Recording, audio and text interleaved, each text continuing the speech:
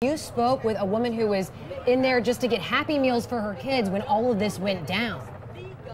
Yeah, that's right. So several people were here at this McDonald's when everything happened here this afternoon. And police, they got a tip, as you guys have been mentioning. They got a tip of someone with a gun. So they came to this area and were told that they believed that that person who had a gun may have been inside this red Mustang over there. We're told that's where this all began. They began roping off this area with yellow police tape.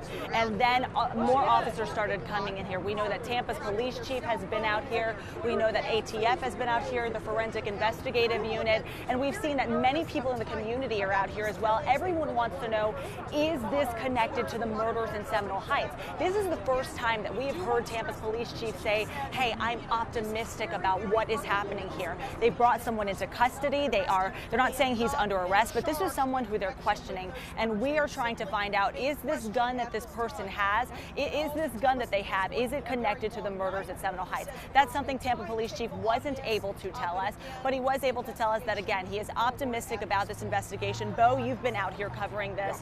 What did you get from that press conference that we were just at a couple minutes ago? As you said, optimistic, but they still really just want to find out exactly what they're dealing with here, and they are trying to make sure that if this is in some way connected to the Seminole Heights killings, that they cross every T, dot every I to make sure that they are able to prosecute this person to the fullest extent of the law. Again, we're very, very early. One of the things I asked the police chief, what is the timeline on how long it's going to take until you know if this gun that they have now taken into custody is somehow connected with the killings? The police chief told me he doesn't like to speculate on those types of things, whether it'll be hours, days, or weeks, but certainly it's going to take some time. They may have some preliminary information for us here in the coming day or so, but certainly they're going to have to make sure that they send this off to all of the specialists to make sure that they know exactly if this gun was involved or not.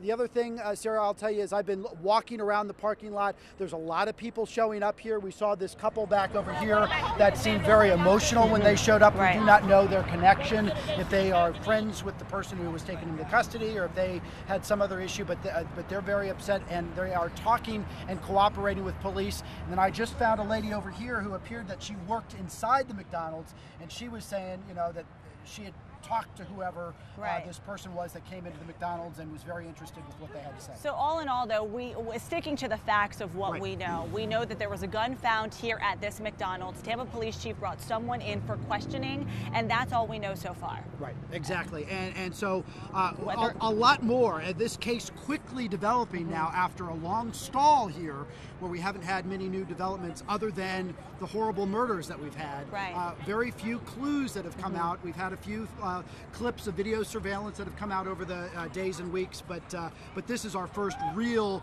big break that could possibly, and as you said, the first time we've heard the police chief say he's optimistic. Right. So we're going to, of course, stay on this and bring you the very latest developments as we continue to get them. But for now, we're live here in Ybor. Sarah Rosario and Bo Zimmer, 10 News. Back to you.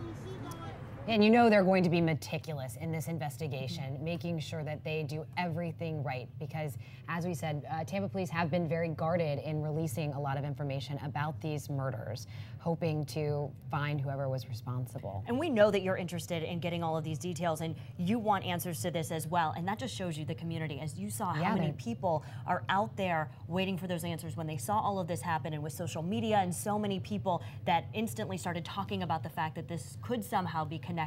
So many people wanting answers and wanting, you know, to just know that, is this connected? Does this have anything to do with what's been happening in Seminole Heights? Yeah, and you know, Sarah reiterated it as well, but at this point we have a man who is being questioned. Tampa police have recovered a gun. They have that vehicle that they're going to be searching, and the chief said that they are, you know, they have a lot to go through. They have evidence that they need to gather. They have search warrants that they need to get, and all of that. You can see so many officers, and you can see them as well talking with some of the individuals who are out there, the community, as you mentioned, Allison, gathering out there as well. And you know, it really goes to show when you heard the chief say we're hopeful and optimistic, but guarded. Yeah, there are so many things that happened today at that McDonald's, and so many questions that we have that we're going to be asking, and so many questions that we know that you have as well, that we're going to make sure that we're asking those questions and hopefully getting some answers as quick quickly as we can. Yeah, and if you have questions, if you have questions for us, we are on this on not just here on air, but also on Facebook. Our reporters are all around in Southeast Seminole Heights, as well as Sarah, and Bo, who you both saw at the McDonald's there. If you have questions, post them on our 10 News WTSP Facebook page. We will stay on top of this. We'll be right back.